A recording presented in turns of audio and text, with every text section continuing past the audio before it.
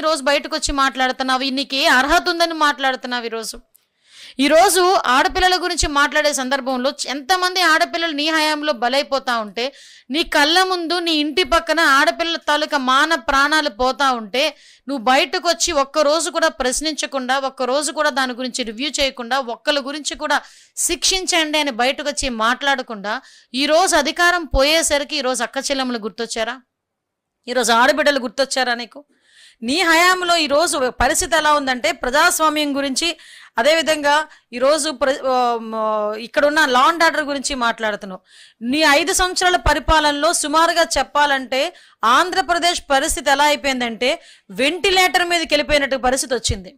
అంటే ఒక వెంటిలేటర్ మీద ఒక మనిషిని ఎలా పడుకోబెడతారో అలాంటి పరిస్థితి ఆంధ్రప్రదేశ్కి వస్తే, మళ్ళా దానికి ఆక్సిజన్ ఇచ్చి, దానికి ట్రీట్మెంట్ ఇచ్చి, డే బై డే తీసుకొచ్చి పరుగులు పెట్టించే దిశలో గౌరవ చంద్రబాబు నాయుడు గారు పనిచేస్తూ ఉంటే, ఈరోజు అది చూడలేక, ఈరోజు చూడడానికి కూడా నీకు మనస్కరించక ఈరోజు ఇటువంటి దారుణమైన అభాండాలు వేస్తున్నావు. ఈరోజు నేను మళ్ళీ మాట్లాడుతున్నా, నీ హయాంలో గంజాయి విపరీతంగా పెరిగిపోయింది, నీ హయాంలో డ్రగ్స్ విపరీతంగా పెరిగిపోయినాయి, ఆడపిల్లల్ని నడి రోడ్డు మీద పొడిచి చంపేసే గంటలు ఎన్ని జరిగినాయి. నువ్వు స్వతంత్రం వచ్చిన తర్వాత ఇలాంటివి జరగలేదో నువ్వు మాట్లాడేవి. ఈరోజు స్వతంత్ర దినోత్సవం రోజే రమ్య అనే అమ్మాయిని నీ హయాంలో నడి రోడ్డు మీద పొడిచి చంపిన ఘటన నువ్వు మర్చిపోయావేమో కానీ జగన్మోహన్ రెడ్డి మేమెవరు మర్చిపోలే. ఆ రోజు మేము అమ్మాయిని ఒకసారి వాళ్ళ కుటుంబ సభ్యులను పరామర్శించడానికి వెళ్తే, అదే రోజు లోకేష్ గారి మీద, మా మీద కూడా ఇప్పటికీ ఆ కేసు నడుస్తూనే ఉంది, ఆ కేసులు ఉన్నాయి మా మీద. అంటే ఈరోజు నువ్వు మాట్లాడుతున్నావు. నేను చాలా క్లియర్గా చెప్తున్నా, ఇక్కడ చాలా బాధపడి నేను ఇక్కడ కూర్చొని ఈరోజు మాట్లాడుతున్నా. ఎంత బాధపడ్డామంటే, ఒక రాజకీయాల్లోకి ఒక మహిళలు వచ్చిన మహిళ మా మీద రాజకీయాల్లో ఎవరున్నా కూడా వాళ్ళని తిరిగి ప్రశ్నించినా, వాళ్ళకి వ్యతిరేకంగా ఒక మాట మాట్లాడినా, మా కుటుంబ సభ్యులతో సైతం బయటకు తీసుకొచ్చి ఎంత నీచంగా మాట్లాడే పరిస్థితులు ఈరోజు కనిపిస్తూ ఉంటే, వాళ్ళ గురించి మేము ప్రశ్నిస్తూ ఉంటే, వాళ్ళ గురించి మేము కేసులు పెడతా ఉంటే వాళ్ళని వెనకేసుకొస్తాడే. వాళ్ళని ఈరోజు వెనకేసుకొచ్చి ప్రశ్నించే వాళ్ళరే. ఏం ప్రశ్నించావు నువ్వు? ప్రశ్నించడం అంటే ఏంటో తెలుసా? గవర్నమెంట్ విషయంలో ఎవరైనా నువ్వు ఈ సిద్ధాంతం తప్పు, లేకపోతే నువ్వు ఇచ్చిన సంక్షేమ కార్యక్రమాలు తప్పు, ఈ సంక్షేమ కార్యక్రమాలు ఇంత అవినీతి జరిగింది అని ఎవరైనా క్వశ్చన్ చేస్తే దాని మీద మేము పెట్టామంటే అప్పుడు అడుగు, మేము మాట్లాడతాం. నీకులాగా 60 సంవత్సరాల ఆవిడ రంగనాయకమ్మ ఆ రోజు ఎల్జీ పాలిమర్స్కి సంబంధించి ఒక ఇష్యూ గురించి సోషల్ మీడియాలో మీరు మాట్లాడితే, ఆ రోజు ఎందుకు ఆవిడని సిఐడి ఆఫీస్కి రప్పించి ఆవిడకి నోటీసులు ఇచ్చి అర్ధరాత్రులు నోటీసులు పంపించి చేసే పరిస్థితి మేము ఎక్కడ కూడా చేయలేదే? ఒకసారి ఆలోచించండి. అదేవిధంగా సంతోష్ అని ఒక అబ్బాయి, రాజమండ్రి కుర్రోడు, వరద బాధితుల గురించి అని చెప్పి ఆ అబ్బాయికి గురించి క్వశ్చన్ చేశాడని, ఆ ప్రెగ్నెంట్ గా ఉన్న భార్యని హాస్పిటల్కి తీసుకెళ్తుంటే మధ్యలోనే అబ్బాయిని ఏదో టెర్రరిస్ట్ని తీసుకొచ్చినట్టు, తీవ్రవాదం తీసుకొచ్చిన సందర్భాన్ని నేను ఇప్పుడు నీకు గుర్తు చేయాలా? ఆసిలటి నిర్మల అని గుడివాడ ఆ ఎమ్మెల్యే అప్పుడున్న కొడాలి నాని గారి మీద నిరసన తెలియజేస్తే ఆ రోజు తీసుకొచ్చి ఆ అమ్మాయిని అరెస్ట్ చేయలేదా? అదేవిధంగా కళ్యాణి గారిని గన్నవరం పార్టీ ఆఫీస్ మీద దాడి జరిగితే దాని గురించి క్వశ్చన్ చేసినందుకు ఆ అమ్మాయిని ఏకంగా తీసుకెళ్లి ఇంచుమించు 21 రోజులు జైల్లోనే పెట్టిన పరిస్థితి. అదేవిధంగా మనకి బొబ్బూరు వెంకలరావు అని ఒకతను. ఇలాంటివి చూసుకుంటే 1,00,000 మంది. ఇవే కాదు, మీ తాలూకా పైత్యం ఎంతవరకు పెరిగిపోయిందంటే, అప్పుడు అమరావతి మహిళా రైతుల గురించి నీచంగా మాట్లాడి, అమరావతి రైతులు నిజంగా మహిళా రైతులు మానసికంగా ఎంత క్షోభపడ్డారో నాకు తెలుసు. అటువంటి వాళ్ళని ఉద్యమం కూడా చేసుకోనివ్వకుండా, కనీసం దుర్గాదేవి టెంపుల్కి కూడా వాళ్ళు వెళ్తామంటే వెళ్ళనివ్వకుండా నువ్వు చేసిన దురాగతాలు మర్చిపోయావా జగన్మోహన్ రెడ్డి? ఆఖరికి ఇదే పోలీసులను అడ్డం పెట్టుకుని బూటుకాలతో తన్నించి, కడుపుల్లో తన్నించి, ఆ ఆడబిడ్డ తాలూకా శోకమే ఈరోజు నీకు శాపమై తగలలేదా? ఈరోజు 11కు దిగజారేవంటే ఈరోజు నువ్వు మాట్లాడుతున్నావు. మేము ఏ రోజు నీ ఇంటి గేటుకి తాడులు కట్టలేదే? ఏ రోజు నువ్వు బయటికి వెళ్తానంటే రిస్ట్రిక్షన్స్ పెట్టలేదే? నీ ఆఫీస్ మీద ఎవరు కూడా దాడి చేయలేదే?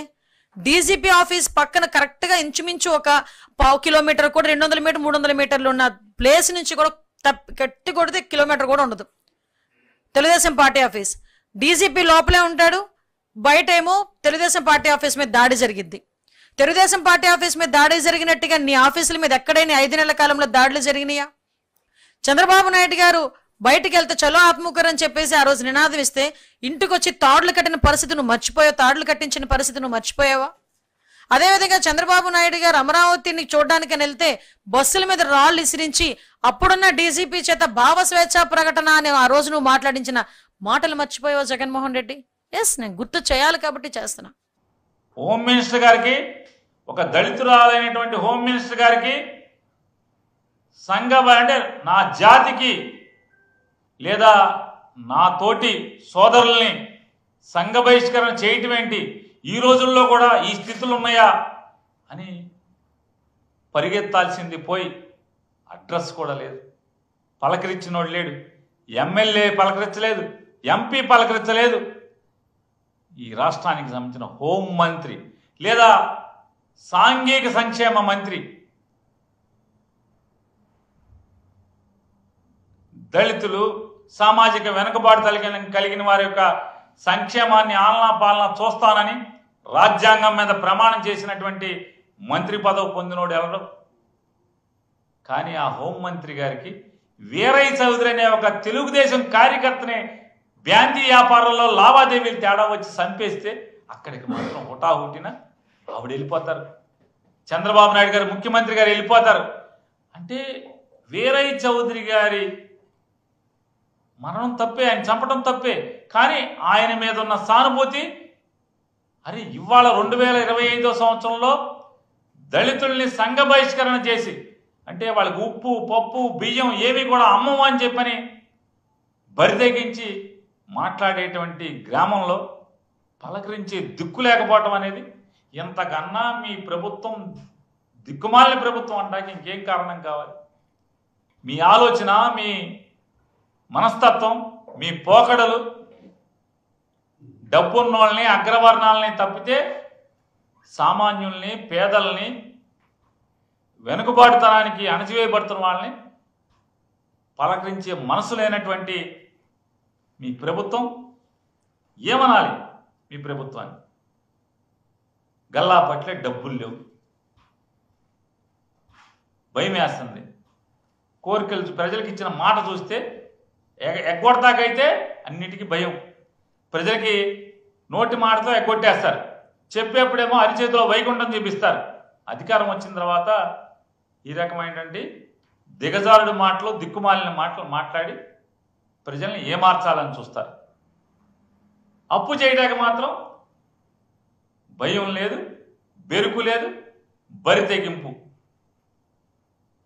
అంటే ఈ 1,47,000 కోట్లు ఇప్పుడు దాకా చేసిన అప్పు ఒక తంతు అయితే, ఒక ఎత్తు అయితే, రేపో మాపో చేయబోతున్నటువంటి మైనింగ్ డిపార్ట్మెంట్ని తాకట్టు పెట్టి 1,91,000 విలువైన కోట్ల విలువైన 1,91,000 కోట్ల విలువైన ప్రభుత్వ ఆస్తుల్ని, సంపదని ఒక ప్రైవేటు వ్యక్తులకి 436 గనుల్ని తాకట్టు పెట్టే పద్ధతి, ఇంతకన్నా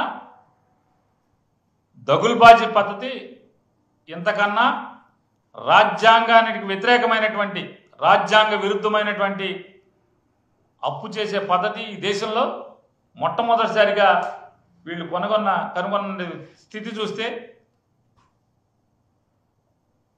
ఎన్నికల ముందేమో ఆంధ్రప్రదేశ్ రాష్ట్రాన్ని దేశంలో మొదటి నెంబర్ 1గా నుంచోబెడతానని చెప్పినటువంటి డబ్బాలు కొట్టినటువంటి చంద్రబాబు నాయుడు గారు, పవన్ కళ్యాణ్ గారు ఇవాళ భారతదేశంలో ఆంధ్రప్రదేశ్ రాష్ట్రాన్ని అప్పుల కుప్పగా, అప్పుల్లో నెంబర్ 1గా నిలబెట్టేదానికి శరవేగంగా, తీవ్రంగా వీళ్ళు ప్రయత్నాలని చేస్తున్న పనుల్ని తీవ్రంగా ఖండిస్తూ ఈ అప్పులు ఆపమని చెప్పని, ప్రజలకు ఇచ్చిన మాటల్ని నిలబెట్టుకోమని చెప్పని డిమాండ్ చేస్తాం.